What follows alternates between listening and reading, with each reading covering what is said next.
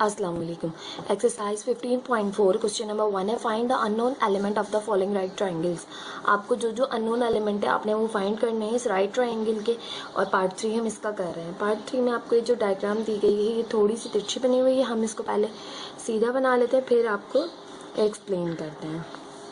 ये मेरे पास इस तरह से है, ये 90 डिग्री का एंगल बन रहा है यहाँ पर मेरे पास, और एक दो साइड्स आपको गिवन है। आपको ये साइड गिवन है 90 के जो बेस कहलाती है f = 2, और ये साइड गिवन है ये है साइड आपके पास 2√3। इसके अलावा आपको ये फाइंड आउट करना है। ये आपके पास f है तो ये हमारे पास कैपिटल F हुआ, ये आपके पास d है तो कैपिटल D हुआ, और ये E।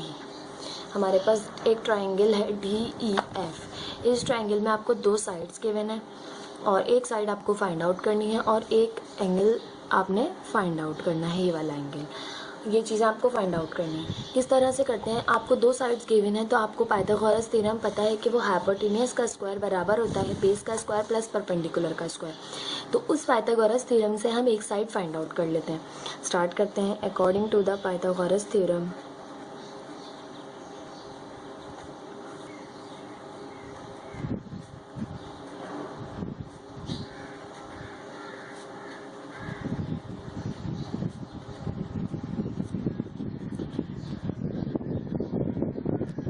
पाइथागोरस थ्योरम हम जानते हैं कि हाइपोटेन्यूज का स्क्वायर बराबर होता है बेस का स्क्वायर प्लस परपेंडिकुलर का स्क्वायर। अब हाइपोटेन्यूज यहाँ पर हमारे पास अकॉर्डिंग टू 90 डिग्री ई मौजूद है, यानी कि ये साइड हमारे पास हाइपोटेन्यूज है। तो ई का स्क्वायर बराबर है डी का स्क्वायर प्लस एफ का square.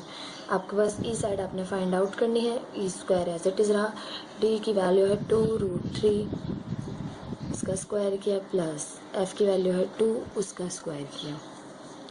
E square as it is रहा, 2 के ऊपर स्क्वायर है तो 2 2 ज़ा तो 4 हो जाएगा, और यहाँ स्क्वायर से रूट कैंसिल हो जाएगा और 4 मल्टीप्लाई हो जाएगा 3 से, प्लस 2 2 ज़ा 4 हो जाएगा। फर्दर सिंप्लीफाई किया तो 4 3 ज़ा 12 प्लस 4, तो आपके पास ई स्क्वायर की वैल्यू आ जाएगी 16। आपने ई की वैल्यू फाइंड आउट करनी है तो दोनों साइड्स पर रूट लेंगे, ई का स्क्वायर का रूट और यहाँ 16 का रूट। स्क्वायर से रूट कैंसिल हो गया, ई आ गया और 16 का रूट ओपन होता है 4।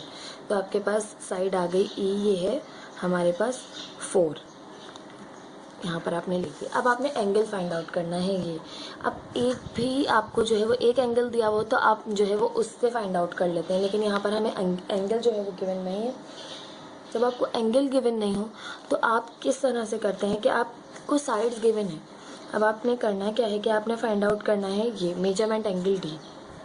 Now find measurement angle D.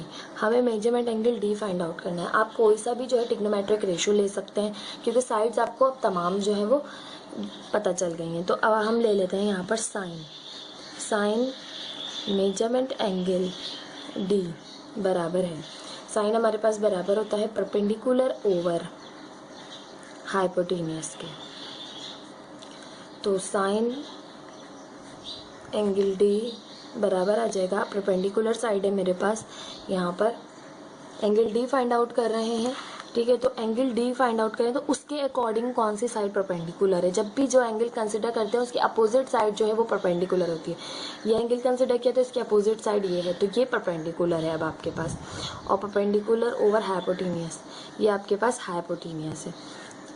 2/2√3 और हाइपोटेन्यूज है आपके पास 4, 2 1 ज़ा 2, 2 2 ज़ा 4 हो गया। तो साइन एंगल डी आपके पास आ गया यहाँ से √3/2, और √3/2 आपको पता है साइन की किसकी वैल्यू होती है, 60 की वैल्यू होती है। साइन जो है साइन √3/2 बराबर होता है 60 डिग्री के। आप इस तरह भी देखते हैं वैल्यूज़, तो इस तरह भी देख सकते हैं कि साइन √3/2 बराबर है 60 डिग्री के। तो आप साइन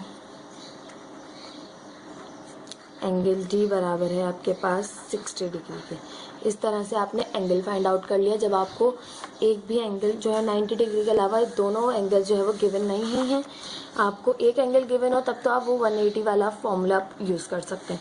बट आपको कोई भी एंगल गिवन नहीं है दोनों में से, तो आपने इस तरह से फाइंड आउट करना है। कोई भी ट्रिग्नोमेट्रिक रेशियो ले लेनी है और उस रेशियो के ज़रिए आप फाइंड आउट कर सकते हैं। तो ये आपका हो गया आंसर।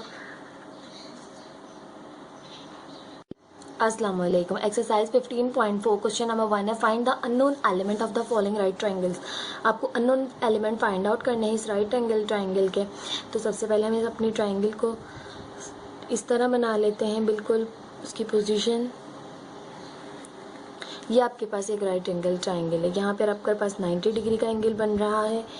ये साइड आपको गिवन है 90 से, यहाँ पर एंगल है 45 डिग्री का, और ये साइड है आपके पास n, और ये साइड है आपके पास m, और ये वाली साइड है आपके पास l, और l ये आपको गिवन है 10। तो अब यहाँ पर m के सामने कैपिटल M, l के सामने कैपिटल L, और n के सामने कैपिटल N। एक ट्रायंगल आपको गिवन है LMN, ठीक है। यहाँ पर आपको एक साइड गिवन है 10 और दो साइड्स आपको फाइंड आउट करनी है, और एक आपको एंगल गिवन है और सेकंड आपको फाइंड आउट करना है।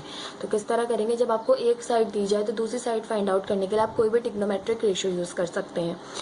आपको ये एंगल गिवन है 45, तो आप कोई भी जो ट्रिग्नोमेट्रिक रेशियो यूज़ करेंगे उसका आपने 45 डिग्री रख के इस्तेमाल करना है। तो मैं साइन इस्तेमाल कर रही हूँ कि साइन, मुझे पता है साइन थीटा बराबर होता है परपेंडिकुलर ओवर हाइपोटेनियस के। तो साइन 45 डिग्री, क्योंकि मुझे ये एंगल मालूम है तो मुझे पता है साइन 45 डिग्री बराबर है 45 डिग्री के अकॉर्डिंग इसके अपोजिट साइड जो है वो परपेंडिकुलर है, यानी ये जो है एल परपेंडिकुलर है,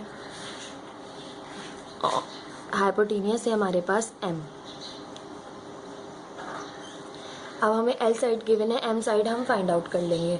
साइन 45 की वैल्यू होती है आपके पास 1/√2, एल आपको गिवन है 10, एम आपने फाइंड आउट करना है। अब आप क्रॉस मल्टीप्लिकेशन करेंगे, एम यहाँ डिवाइड हो रहा है वहाँ जाके मल्टीप्लाई करेगा 1 से तो एम हो जाएगा। ये √2 यहाँ डिवाइड हो रहा है 10 से जाके मल्टीप्लाई करेगा तो 10√2 हो जाएगा। आपके पास एक साइड आ गई एम। अब आपको दोनों साइड्स पता चल गई, एम भी और एल आपको गिवन थी। अब आप एन किस तरह फाइंड आउट करेंगे, according to the Pythagoras theorem.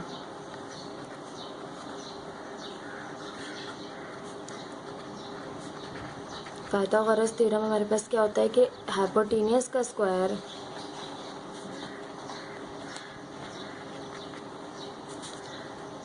बराबर होता है हमारे पास परपेंडिकुलर का स्क्वायर प्लस बेस का स्क्वायर। हाइपोटेनियस है हमारे पास यहाँ पर एम का स्क्वायर बराबर है परपेंडिकुलर है आपके पास यहाँ पर एल, और बेस है एन, इसका स्क्वायर। एम आपको फाइंड आउट कर लिया आपने, वो है 10√2, इसका स्क्वायर किया।